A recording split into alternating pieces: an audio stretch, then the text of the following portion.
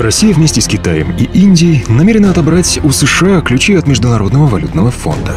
Именно так стоит трактовать требования Москвы, Китая и Индии завершить реформу Международного валютного фонда. Это последнее российско-китайское предупреждение Вашингтону. МВФ за время своего существования превратился в главный инструмент неоколониальной политики Запада. Финансовая помощь в обмен на полный контроль над экономикой. Как Международный валютный фонд стал инструментом США?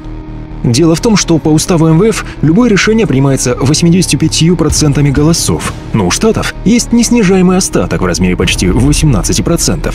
То есть вечный блокирующий пакет голосов.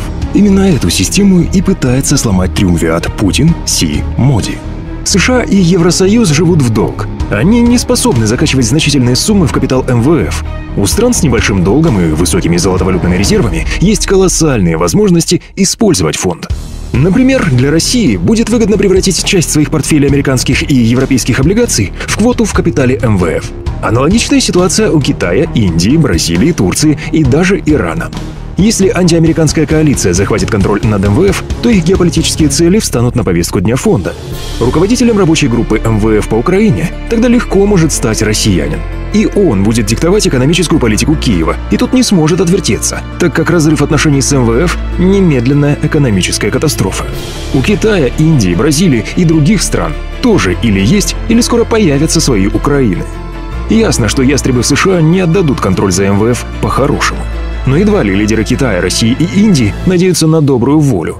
Важный аспект заключается также в том, что и в западной элите есть серьезные силы, которые требуют, чтобы Вашингтон отдал МВФ. Именно это требование открыто озвучила директор МВФ Кристин Лагард в своей недавней статье. Вот незадача. Строскана, который выступал за то же самое, убрали с помощью горничной, а новый директор МВФ оказался ничуть не лучше. В любом случае, перед США сейчас стоит сложный выбор. Отдать МВФ, а это означает слить Украину, значительную часть Южной и Восточной Европы, часть Латинской Америки и потерять возможность поживиться на новой волне экономического кризиса. Или сохранить контроль над МВФ, но это значит, что Москва, Пекин и Дели приведут в исполнение свои скрытые угрозы. А именно, начнут активно продвигать свой альтернативный пул валют БРИКС. Очень возможно, что для реализации этой схемы Китаю и России придется показательно подорвать мировую финансовую систему. Часто слышна критика в адрес президента России за осторожность на американском фронте. Ситуация с МВФ – хорошая иллюстрация того, что Путин адекватно координирует свои шаги с партнерами по антиамериканской коалиции. В свою очередь, Си и Моди должны учитывать политические и экономические ограничения своих стран. Так получилось, что среди лидеров БРИКС есть лишь один политик с огненным характером – президент Бразилии Дильма Русефф. Путин, Си и Моди скорее политические удавы. Никто из них не идет на резкое обострение конфликта, предпочитая вежливое, последовательное и почти незаметное удушение противника. Первое. Китай заявил о создании собственного аналога системы межбанковских платежей SWIFT. Время ее запуска – конец 2015 года. Конец 2015 года теперь можно считать моментом перехода экономической войны между США и остальным миром в активную фазу. Второе. Путин дал поручение Минфину и Центробанку разработать схему финансирования строительства электростанций в Крыму. Министр энергетики Новак заявил: Центральный банк в данном случае нам помогает реализовать финансовую сделку с тем, чтобы обеспечить ликвидностью банк-кредитор. Есть поручение ЦБ и Минфину разработать и представить схему финансирования. С учетом возврата процентов по кредитам, это порядка 80 миллиардов рублей. По Конституции Путин или Медведев не имеет права давать поручения ЦБ. ЦБ у нас независимый, но получается, что уже не совсем. Новак описывает схему. ЦБ дает деньги банку, банк дает деньги российскому предприятию на строительство электростанции в Крыму. Если поручение президента будет выполнено именно в таком ключе, мы получаем то, чего требовали патриоты всех мастей. ЦБ начинает эмиссией финансировать экономическое развитие страны. Это революция. Тихая революция. При этом ставки по ипотечным и агрокредитам будут субсидироваться. Это тоже большой успех. Третье. После одобрения правительством Центральный банк Казахстана обнародовал план по дедолларизации экономики до конца 2016 года. Основная цель Казахстана – избавиться от макроэкономической нестабильности, которую создает американская валюта. Назарбаев – политик с идеальной интуицией и серьезными связями в Пекине и Москве. Окончательное утверждение курса на дедолларизацию – это четкий сигнал о том, на чьей стороне Казахстан в надвигающейся экономической конфронтации. Четвертое. Президент Путин поручил Центробанку и правительству до 1 сентября определить целесообразность создания валютного союза ЕАЭС. Новая валюта ЕАЭС, Алтын или Евраз, может появиться уже в 2016 году. Пятое. Goldman Sachs, один из топовых американских банков, который связывают с Ротшильдами, выпустил рекомендацию покупать российские облигации.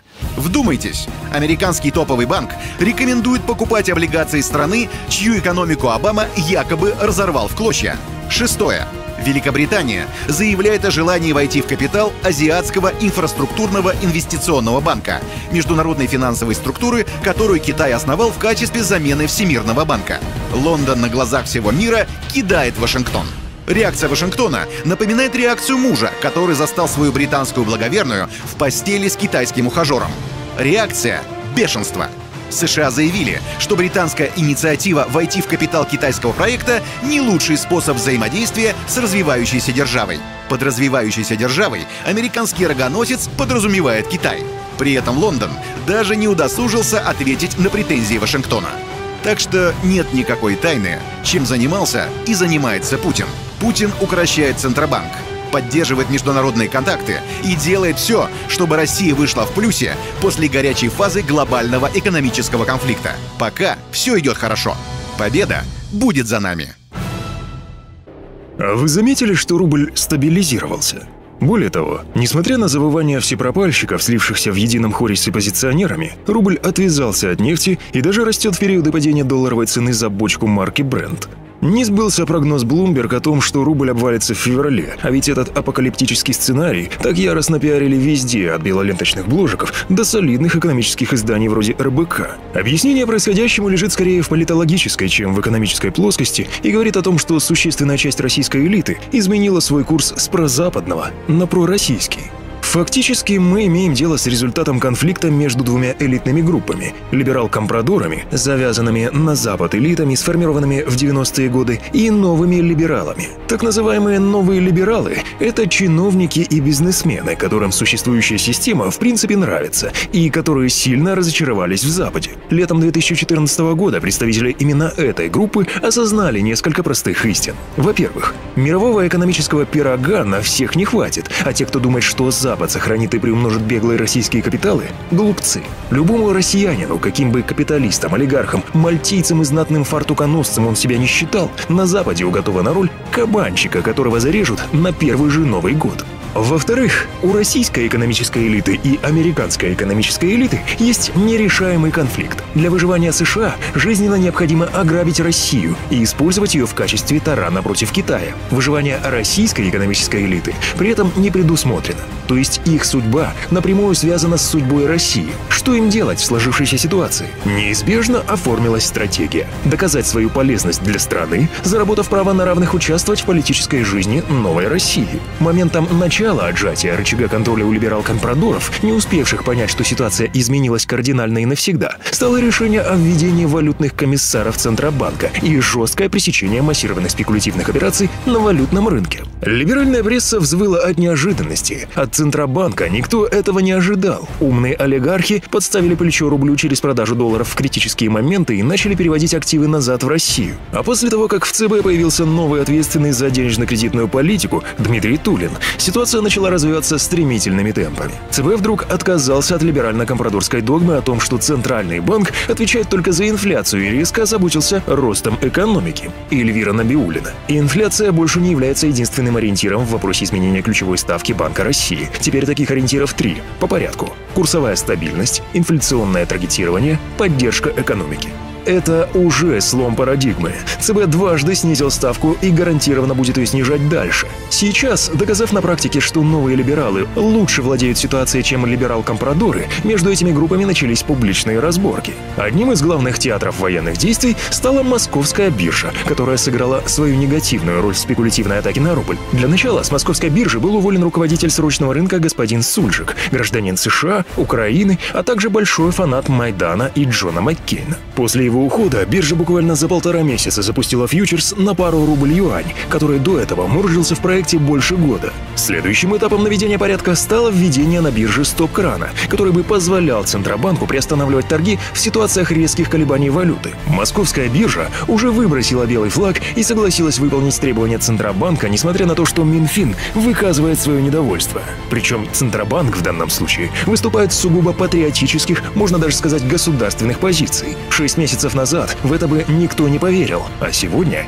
это реальность. Правила игры поменялись, и они будут продолжать меняться в правильную сторону. Личное появление Путина на форуме РСПП можно в некоторой степени считать признаком того, что усилия новых либералов не остались незамеченными. Президент намекнул на то, что процентную ставку нужно снижать, и даже провел блиц-агитацию в плане убеждения тех, кто еще не перевел свои капиталы на родину. Там поступает, я бы сказал, несколько тревожная информация из некоторых стран, что у нас складывается впечатление, что могут быть предприняты попытки воспрепятствовать возврату капиталов в Россию. А это может быть связано с ограничениями использования этих капиталов, которые находятся в иностранных юрисдикциях. Просто имейте это в виду. Российской экономической элите посланы очень недвусмысленные сигналы, причем как из России, так и из Запада. У тех, кто эти сигналы готов воспринять, еще есть возможность вернуть капиталы на родину и начать работать на благо страны. Остальных ждет туманный Альбион и скоропостижная кончина в собственном душе. Вызывает изумление настойчивость, с которой американское радио «Свобода» и примкнувшие к нему либеральные СМИ раз за разом списывают со счетов Владимира Путина, объявляют его жертвой дворцового переворота или послушной марионеткой неких силовиков, которые невидимым образом захватили в стране власть. Перед западными политтехнологами поставлена задача. В публичном восприятии нужно отсечь имидж сегодняшнего Путина от всего того багажа положительного опыта, который он накопил за эти годы. Западные политтехнологи, которые работают по России, прочитали всего 2 книги – «Методичку Джина Шарпа» и сборник Виктора Пелевина. Оттого и получается странное сочетание. С одной стороны, Путина устраивают символические похороны, а с другой стороны, народ пытается убедить в том, что царь-то не настоящий. Конечной целью таких вбросов и слухов является создание у жителей страны ощущения, что они ни на что не влияют, что власть и политика – это где-то там далеко и происходит без них. А вот когда будет достигнут нужный уровень отстраненности народа от власти, для Запада может появиться окно возможностей, чтобы эту власть взять. Запад будет пытаться сделать так, чтобы граждане вместо поддержки государства сидели бы в интернете и перед телевизором, лениво обсуждая, кто сейчас побеждает – ставленники Рокфеллеров или наймиты Ротшильдов. Американские политтехнологи как бы говорят россиянам: «Окей, вас не удалось привлечь для того, чтобы вы помогли нам убрать Путина, тогда хотя бы не мешайте нам убрать Путина, он все равно не настоящий и ничего не решает». Причина нынешнего глобального конфликта между англосаксонской цивилизацией и остальным миром является в первую очередь идеологической и лишь потом экономической. Что связывает Владимира Путина и Си Цзиньпина? Они – последние лидеры крупных держав, которые объединяют в себе формальную власть и власть реальную. Чтобы увидеть тех, кто реально руководит Россией, достаточно посмотреть на заседание Совета Безопасности. Чтобы увидеть тех, кто реально руководит КНР, достаточно посмотреть на коллективное фото ЦК Коммунистической партии Китая. А вот чтобы увидеть, кто реально рулит США, вам не поможет пропуск на заседание Конгресса, Сената или администрации Обамы.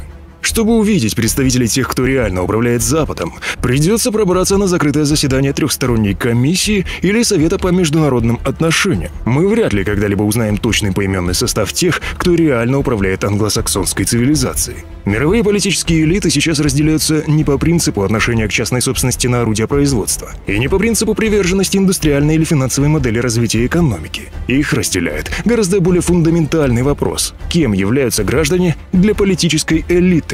Англосаксы дают четкий ответ. Граждане – это зрители. Политика – это шоу. Элита – это закрытая каста режиссеров шоу, на которое зрители не могут и не должны влиять. Власти более старых и более мудрых цивилизаций, русской и китайской, знают на собственном опыте, что попытка превращения власти в закрытую касту – рецепт для катастрофы и для самих правителей, и для их стран. В 90-е Россия пережила особенно острый период политики в стиле шоу, когда страной реально управляла семибанкирщина. И мы до сих пор разгребаем последствия. У нас появилось несколько поколений профессионалов в политической и медийной сфере, свято верящих в то, что другой политики, кроме шоу для плебса, просто не бывает. До прихода в администрацию президента Вячеслава Володина российские политтехнологи практически делали свою жизнь по Пелевину. И старая политтусовка ненавидит Володина как раз за то, что он отобрал у них статус режиссера в политической жизни. Сейчас очевидно, что Россия, как и Китай, срочно выстраивает лифты для того, чтобы вывести в политику неравнодушных людей из всех социальных групп. Процесс идет трудно, но однозначно движется вперед, ведомый политической волей лидеров стран и объективным запросом общества.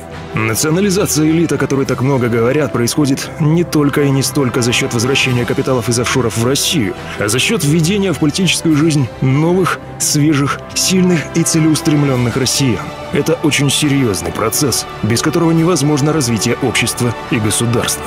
Именно поэтому американцы будут любой ценой, месяц за месяцем, пост за постом, лайк за ретвитом, вдалбливать нам идею о том, что вся официальная власть в России фальшивая, что президент заменен двойником, разбит параличом или находится под контролем путчистов, что страной управляют анонимные силовики, ставленники, Ротшильды или кланы. Когда видно, что кто-то пытается убедить вас, что в стране произошел тихий переворот, знайте, перед вами, во-первых, лжец, а во-вторых, враг. Они пытаются создать и навязать нам свою фальшивую реальность, чтобы мы начали сомневаться, а значит, остановились. Наши враги в отчаянии, что, несмотря ни на что, наша страна жива и набирается сил. Ее президент здоров, а его команда работает на полную мощность. И если наши враги не смогут убедить нас сделать какую-то огромную глупость, то у нас впереди замечательное будущее. А значит, без глупостей. Можно бесконечно смотреть на три вещи: как горит огонь, течет вода, и на то, как оппозиционеры мечтают о том, что проклятому режиму придет конец из-за низкой цены на нефть. Наши оппозиционеры, независимо от национальности и наличия грин-карты, все равно в душе ширые укры, а значит, для них неизбежно превращение надежд на перемогу в осознание очередной зрады. Вот об этом мы и поговорим, ибо сейчас Кремль реализовал извечную украинскую мечту. Можно ничего не делать, а нефть все равно будет расти. Это даже круче, чем самонаводящиеся вареники. Чтобы понять диспозицию на нефтяном рынке, нужно учитывать, что единого мирового рынка нефти не существует. Суть маневра, с помощью которого Саудовская Аравия обвалила цены на нефть, сводится к установлению перманентной скидки по отношению к ценам, которые американские и транснациональные компании предлагают в Азии. Если изложить очень грубо, получается, что арабы открыли нефтяной вентиль на максимум и сказали азиатским покупателям: мы будем вам продавать по любой цене, которую предложат американцы, минус $1. В этих условиях американские и транснациональные нефтяные компании начали резко терять рынок Азии и были вынуждены продавать нефть на главном и самом емком нефтяном рынке планеты США, где и так переизбыток производства сланцевой нефти. Это привело к резкому падению цен на нефть везде в мире. Важнейший момент: сланцевая нефть фактически заперта в США по логическим причинам. Ее просто невозможно вывести в значительном объеме, для этого нет инфраструктуры. Вот и получается картина маслом. Традиционные нефтяные компании душат сланцевые нефтяные компании, так как у традиционных компаний болевой порог значительно выше, а минимальная цена рентабельности добычи значительно ниже. Зачем это нужно Саудовской Аравии? Смерть производителей сланцевой нефти приведет к тому, что с рынка исчезнет значительное количество нефти, и это в будущем обеспечит очень высокие цены на очень длительный период времени. Есть некоторое количество либеральных сектантов, которые верят, что как только цены снова поднимутся, то в сланцевую добычу США снова потекут колоссальные деньги. Не потекут. Никто не захочет инвестировать в проекты, которые шейхи могут прикончить одним движением руки. Опыт банкротств сланцевых компаний, которые уже начались, будет очень и очень болезненным напоминанием о том, что в сланцевую нефть инвестировать нельзя. Вал банкротств сланцевых компаний, которые мы увидим этой осенью, и резкий рост цен, собственно, как раз то, чего добивается Саудовская Аравия. Нам от этого только плюсы. Ситуация в Йемене может сильно изменить вышеизложенный сценарий. Настоящая ставка в этой партии – восточная провинция Саудовской Аравии. Там находится неспокойное шиитское население и главные нефтяные ресурсы страны. Если там сильно рванет, на следующий день нефть будет стоить $90, а через неделю 120. И если смотреть на вещи прагматично, то нас более чем устроит оба варианта развития событий. Если саудиты спокойно закончат удушение американского сланца, то потом мы вместе насладимся ростом цен.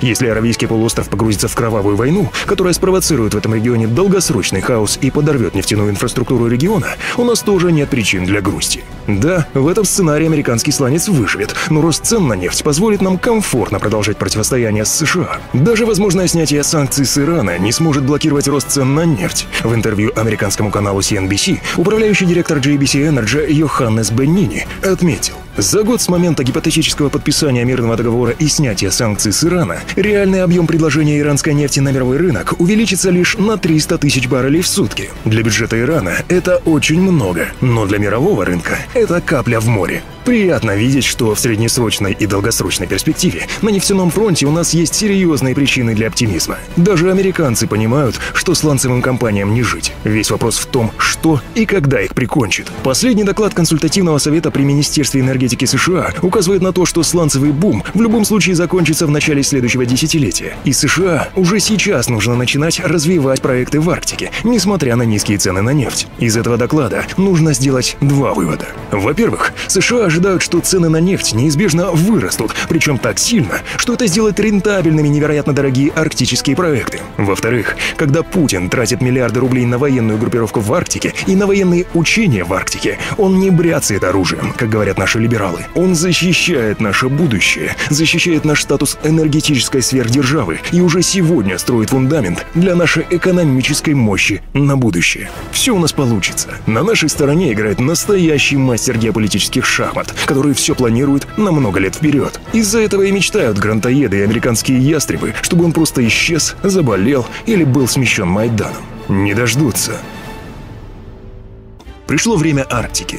Арктика – огромный и труднодоступный район, но исторически многие труднодоступные территории на Земле богаты ресурсами, стимулирующими государственную экспансию. Так было и с территориями Панамского перешейка, и Аравийским полуостровом, и Аляской. Арктика – это не только бесконечные водные территории, но и богатства, скрытые в недрах материка и на шельфе. Исторически сложилась ситуация, закрепленная в международных документах, что Россия имеет в Арктике самый большой морской сектор. Но именно арктические владения России постоянно порождают новые споры среди наших соседей по Арктике. Своими арктическими владениями недовольна то Дания, то США, то Канада. Официально все зоны разграничены и закреплены за странами-участниками Арктического бассейна в Конвенции о международном морском праве от 1982 года. С 1991 года все проблемы в Арктике курирует Арктический совет под эгидой ООН. С учетом репутации наших западных партнеров в исполнении международных законов, возникает вопрос, сможет ли Россия извлечь всю выгоду из положенных ей арктических территорий. Давайте разберемся, какие плюсы имеет Арктика для России. Первое. Огромная береговая линия. Второе. Большое количество изведанных и неизведанных природных месторождений, включая нефтегазовые. Третье. Полный контроль над морскими путями из Европы в Азию через Северный Ледовитый океан. А каковы минусы? Первое. Суровый климат прибрежных территорий. Вечная мерзлота, тундра, резкая смена температур. Второе. Слабая развитость судоходства и портового обеспечения, из-за чего арктические территории мало освоены. Что же тогда нужно делать, чтобы использовать весь потенциал региона? Дело за малым. Нужно полностью переориентировать всю нашу внешнюю политику. Судите сами. Россия имеет самую большую береговую линию в мире – 38,5 тысяч километров. И при таких задатках мы занимаем по морским перевозкам далеко не первое место. При этом, благодаря нашей территории и огромной береговой линии, на Западе мы в перспективе имеем крупных торговых партнеров через моря в Арктике. И на Востоке мы имеем все тех же западных партнеров. По сути, Запад окружает Россию со всех сторон. Так почему бы не использовать свои возможности?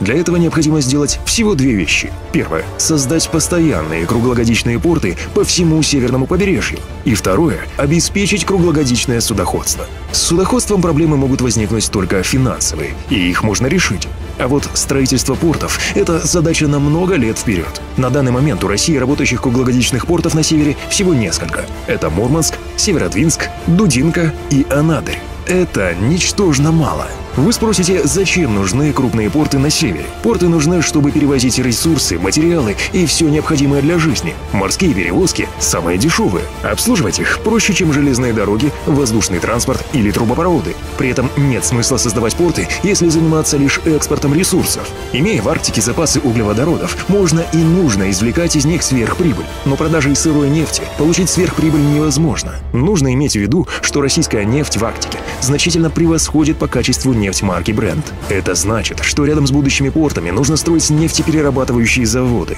Их стоит размещать либо на западной береговой арктической линии от Карских ворот, либо на Чукотском полуострове. На данный момент Россия полностью контролирует проход через Арктику по морю через Северный морской путь. Этот путь позволит поставлять качественное сырье потребителям прямо с места добычи, без каких-либо пошлин и тарифов, как это делают западные компании через Суэцкий или Панамский каналы. Иными словами, словами, один арктический проект может стать для России основным источником доходов и эффективнейшим инструментом для решения геополитических задач. Россия исторически одерживала самые крупные победы на суше. Но пришло время готовиться к новой битве. Битве за наше будущее в качестве великой морской державы. Ключи к победе в наших руках.